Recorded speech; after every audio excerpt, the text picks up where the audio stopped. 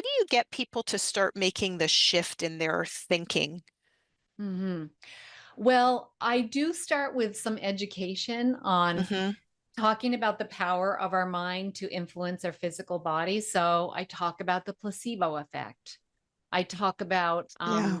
studies with multiple personality disorders where there's illness in one personality and not in another, like diabetes Isn't in that one person. crazy?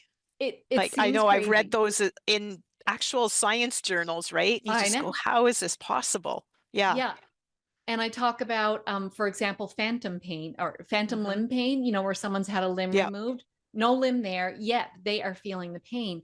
I talk about things like stories about how people say in the backwoods somewhere and they have an accident and they need to get out or they're going to die. And the brain turns off the pain so that they can get themselves Yeah. out. But as soon as they get to safety, the pain goes on. So I kind of do some education around that so that people understand your mind is powerful. It doesn't mean the pain's not real, but your mind has the ability to dial it up and dial it down. Yeah. So there's that. Um, so teaching them about the power of the mind, and then I also talk about nervous system regulation, and basically the only way we can heal is to get the nervous system back into the relaxation response. So as long as we're in the stress response, Mm. healing doesn't happen. And the only person that can do that is you. No one else can do it. Right. And it's not like, of course, you may go to a massage and feel pretty good for a little while, and that Yeah. It's works. But so if you, temporary.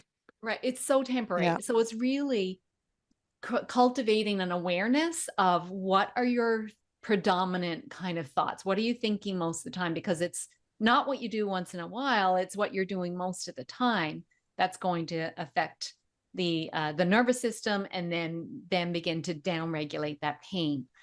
And so, I do education around that, about Hmm. awareness. In my membership, I talk a lot about awareness, and I also use some other tools. I teach people visualization techniques, Okay. and I start with that. And I actually do that on my I do these webinars where I teach people this, and I run them through a little like 5-minute exercise where I say, rate your pain before.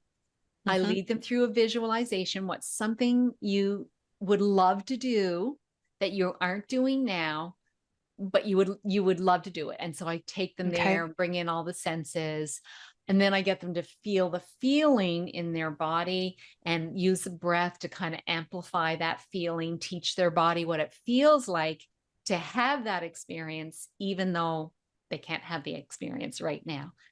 And afterwards, I get them to rate the pain again. And it's amazing. People went from an 8 to a 4, a 6 to a 2.